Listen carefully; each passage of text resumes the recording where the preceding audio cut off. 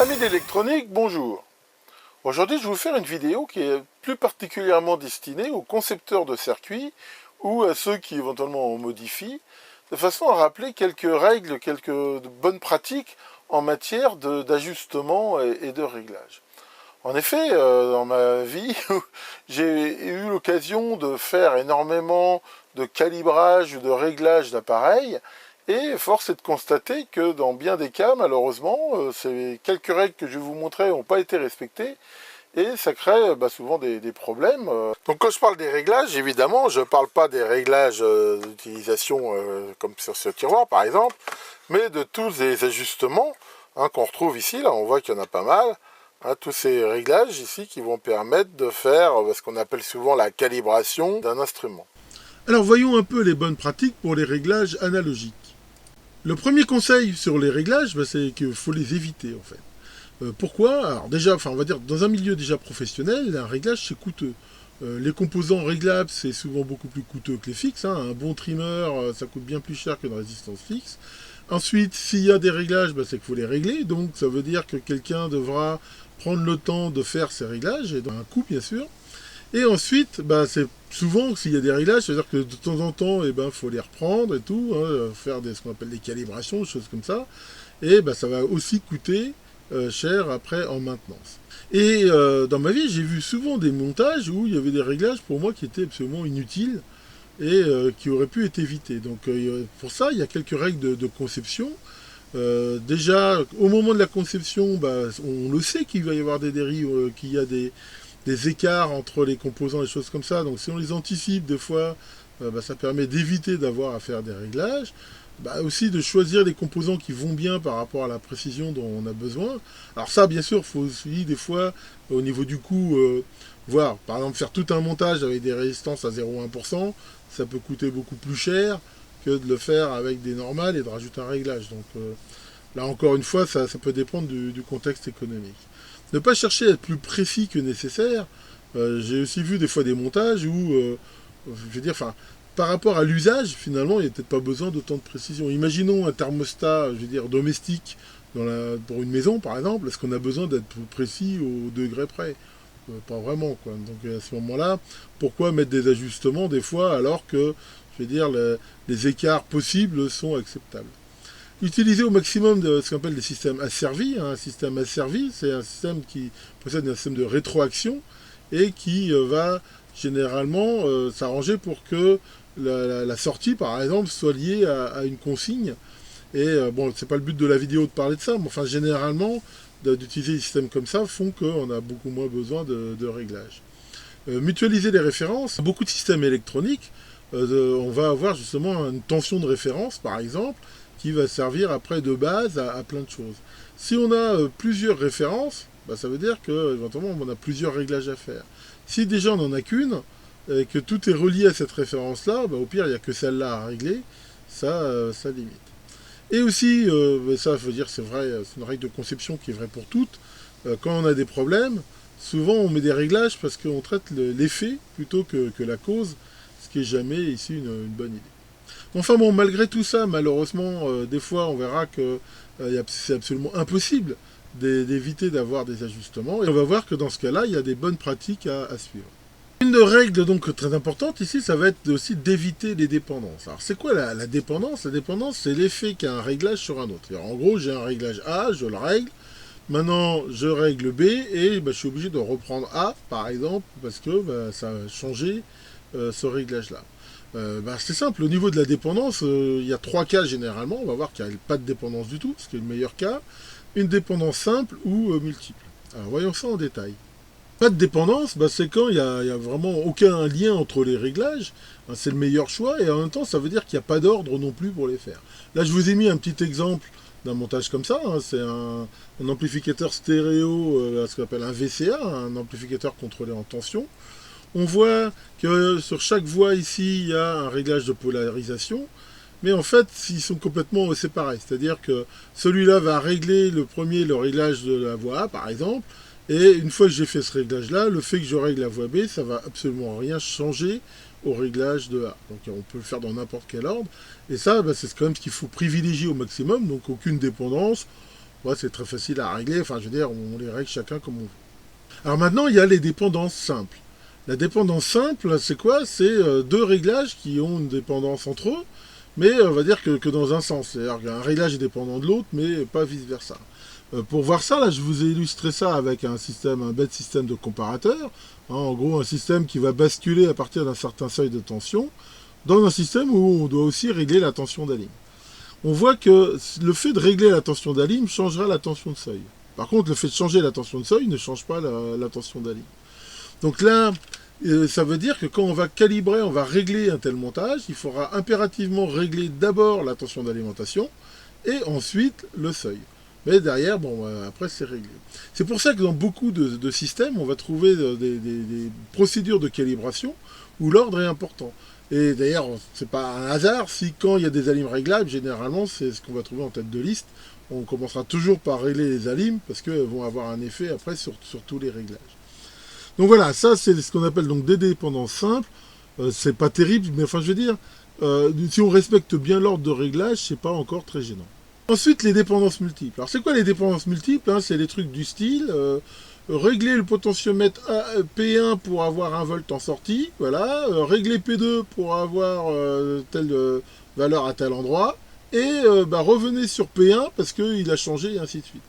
En gros, c'est des réglages où les uns interagissent sur les autres, et c'est débile. Alors ça veut dire qu'il y a peut-être une ou plusieurs positions où les deux réglages vont être faits, mais c'est impossible à faire quasiment. Enfin, c'est très long, c'est par approximation successive, on règle le A, et puis on règle le B, puis on vient sur le A, puis on essaie comme ça de trouver le meilleur truc.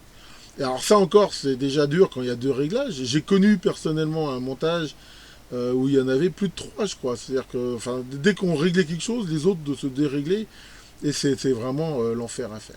Et ça, en fait, peut-être que des fois c'est dur à éviter, mais très souvent, c'est quand même dû à des erreurs de conception. Je vous ai mis un exemple que j'ai extrait de mon site. Vous savez, c'est le montage que j'avais fait sur pour mettre un ampèremètre là avec un capteur magnétique. Et dans ce montage, il y a un convertisseur qui règle une tension, on va dire en gros de 2 à 3 volts, pour le ramener à une tension de 0 à 1 volt par exemple. Et pour faire ça, il y a deux façons de le faire. Et à gauche, là, je vous ai mis un exemple qui serait typiquement comme ça. C'est-à-dire que l'ampli de sortie, ici, on réglerait le 0 et ici, le gain. Et sachant que le gain va jouer sur le 0 et aussi sur le réglage final. Ça serait très chiant à régler. Il faudrait d'abord régler le 0. Après, régler le max, on réglerait le max. Et revenir sur le 0, ainsi de suite. Alors que si on prend le design à gauche, ça fait exactement la même chose, et là c'est tout à fait facile à régler. On règle le 0, puis après on règle le max, mais le fait de changer le max, ça ne change pas du tout le réglage du 0. Donc voilà, là c'est un exemple où on voit que en essayant au niveau de la conception d'éviter les dépendances multiples, on va avoir quelque chose de bien plus facile à régler. Conseil numéro 3, sécuriser les réglages. Alors ça veut dire quoi? Ça veut dire qu'il y a des réglages, c'est fait pour ajuster, pour avoir exactement la précision, le résultat que l'on désire avoir. Le but, c'est pas de bousiller l'appareil. Ça veut dire que le réglage, à un moment donné qu'on manipule, on risque de rien endommager quelque part. Ça paraît quelque chose d'évident, et je peux vous dire que ça l'est pas. J'ai connu, je me rappelle, sur les tout premiers Macintosh, je me rappelle, il y avait un réglage dans l'alimentation du système vidéo intégré. Il fallait régler une self, et cette self, si on allait un peu loin dans le réglage, ça bousillait tout le système de balayage. C'était vraiment mal fait. Alors je vous montre ici un exemple, un petit montage où ici, en réglant la résistance R1, on pourrait régler le courant de repos dans ce système. Là, on voit que si à un moment donné, je diminue trop R1, qu'est-ce qui va se passer? Il va se passer qu'il va y avoir un courant qui va passer dans la jonction base émetteur du transistor, qui à un moment donné va forcément dépasser ce qu'il peut encaisser, et ça enverra le dit transistor au paradis des victimes des mauvais designs. Donc ça, c'est vraiment une mauvaise idée, c'est un mauvais réglage, et on voit que là, la solution, elle est très simple. Il s'agit de mettre une résistance talon en série avec le potentiomètre, de façon à ce que le réglage, au maximum, n'atteigne pas la zone de destruction du transistor. Alors pour la calculer, c'est assez simple. On va prendre le datasheet, et on va regarder quelle est, dans le pire des cas, la valeur qu'il faut pas dépasser pour endommager le transistor. Généralement, c'est une bonne pratique de se rajouter 10 à 15% de marge. Donc, on mettra comme ça cette résistance talon. Voilà, ça semble frapper du coin du bon sens, mais j'ai déjà vu des montages où c'était vraiment pas le cas. Et dernier conseil, limiter l'étendue au minimum. Pourquoi? Parce que c'est assez facile à comprendre. Plus l'étendue du réglage elle est faible, meilleur on aura de précision.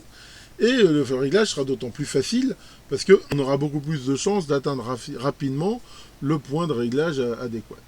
Donc ça, c'est quelque chose qu'il faut essayer toujours de garder à l'esprit.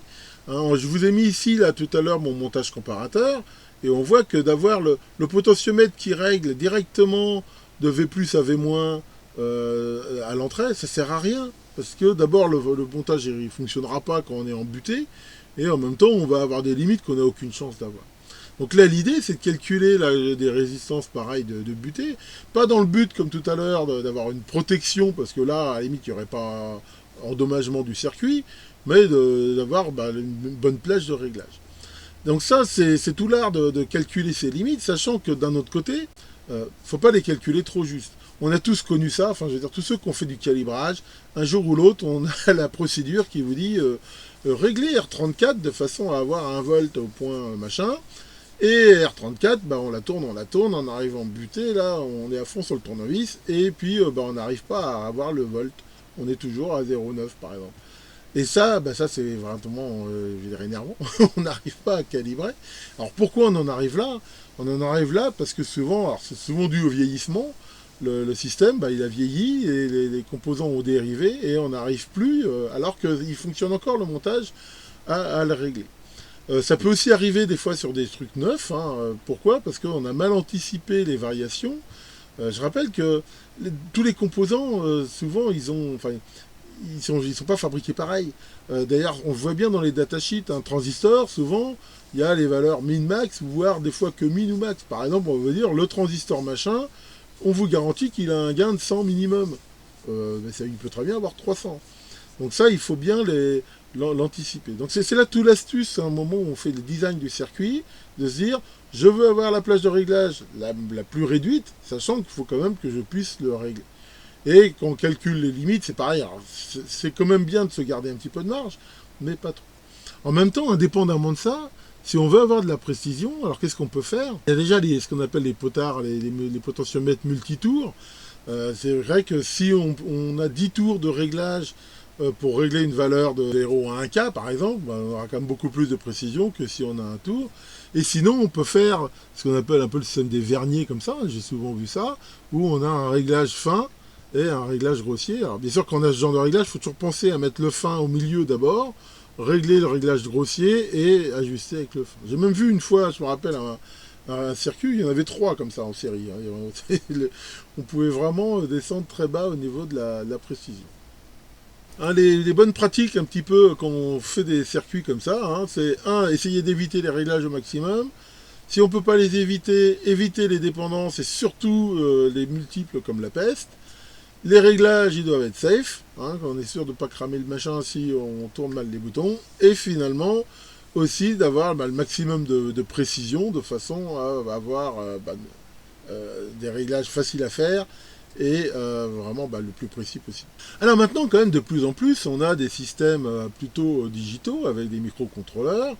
Alors des fois, un peu des deux. Alors pour la partie analogique, ce que je viens de dire est toujours valable. Mais dans les réglages digitaux, on va voir que c'est un petit peu différent. Donc, dans le cas des systèmes à microprocesseurs, là, les règles sont un petit peu différentes. Souvent, les réglages, ça consiste à avoir des coefficients correcteurs ou souvent des offsets. Par exemple, si on fait un montage avec un Arduino, on sait que les convertisseurs, ils sont pas toujours bons, les références sont pas toujours les mêmes d'un montage à l'autre, mais il suffit de rajouter, par exemple, une certaine valeur ou de multiplier la valeur lue par un certain coefficient qui va être réglable pour chaque montage, mais après qui fera une bonne mesure. Donc pour ça, souvent, qu'est-ce qu'on va avoir? On va avoir du soft, hein, c'est un programme qui à un moment donné va dire, par exemple, je sais pas moi, mettez 1 volt à l'entrée, et à ce moment-là, le programme, s'il voit qu'il mesure, je sais pas, 0,9, eh ben, il sait qu'il faut appliquer un coefficient pour avoir 1. Voilà, c'est le principe quelque part, c'est ça. Alors, il y a plusieurs façons de faire. Déjà, souvent, quand il y a ces problèmes de calibration, pour ne pas les refaire à chaque fois, on va stocker les valeurs dans une mémoire, donc qui peut être soit une mémoire à pile ou mieux une PROM. Ou alors, et des fois il y en a aussi, où les réglages se font automatiquement. On va appeler ça un peu de la self-calibration, c'est-à-dire que l'appareil démarre, il sait s'auto-calibrer. Donc là, il va régler les réglages en mémoire RAM, et derrière, c'est bon, il va les utiliser. C'est pas plus bête de faire ça, on peut le faire. Justement, ça veut dire qu'à chaque fois qu'on va utiliser l'appareil, il va être calibré. On a même des cas où il se recalibre automatiquement de temps en temps. J'ai ça par exemple sur mon analyseur de spectre Rigol, là. De temps en temps, il se recalibre de façon à avoir la meilleure précision possible. Alors il y a aussi bien sûr des fois où il y a des interventions humaines, c'est-à-dire qu'on va retrouver ici une procédure, par exemple, genre faites ci, faites ça, enfin toute une procédure à faire pour que le programme, à un moment donné, en fonction de ses manipulations, puisse sauvegarder les corrections. Alors justement, je vais vous montrer un petit exemple pratique de ça sur ces petits testeurs de composants là que je vous ai montré, et qui existent sous plusieurs formes, sachant que ils ont un système comme ça d'autocalibration que j'ai découvert il y a relativement peu, parce que ces machins là, il n'y a aucune doc, donc si on ne sait pas que ça existe, on ne peut pas forcément le deviner. On va voir typiquement que quand on démarre ces petits testeurs dans un mode un peu spécial, ils vont avoir cette petite procédure de calibration, ce qui va leur permettre de automatiquement après garder des corrections en interne pour avoir des mesures précises. Alors voyons cela.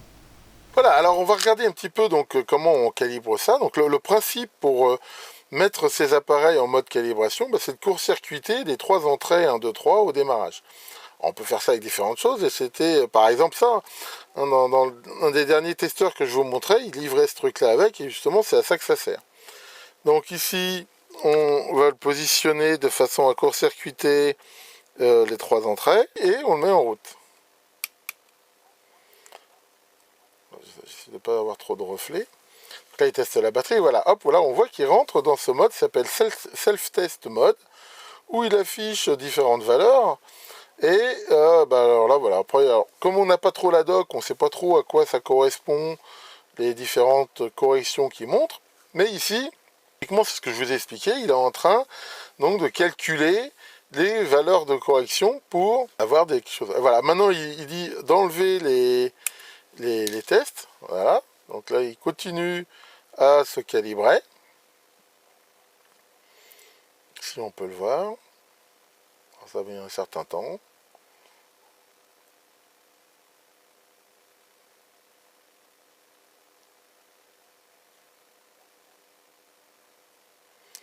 Voilà, donc là il affiche des valeurs, on ne sait pas trop d'où elles viennent, ici. Et voilà, et à la fin il dit tiens, de mettre un condensateur de 100 nano entre 1 et 3. Donc Maurice, s'il te plaît, merci bien, me donne un condensateur et on va le mettre. Donc là c'est un condensateur à 1%.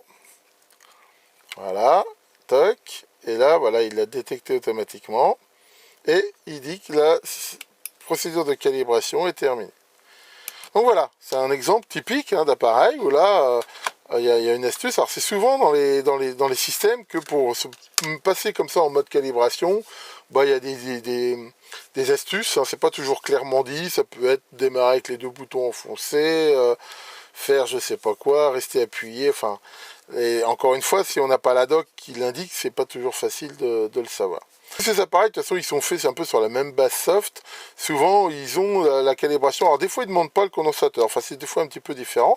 Enfin, si vous avez des testeurs comme ça, je vous conseille d'essayer, de toute façon, de court-circuiter les 3 entrées et de les mettre en route, sachant que, de toute façon, c'est assez conseillé de les recalibrer de temps en temps. Voilà pour cette vidéo d'aujourd'hui. Que le grand calibrateur vous inspire pour faire des beaux montages faciles à utiliser et à calibrer. Ici les labos et à vous les studios. Toodaloo. Au revoir. Auf Wiedersehen. Ciao. Ding dao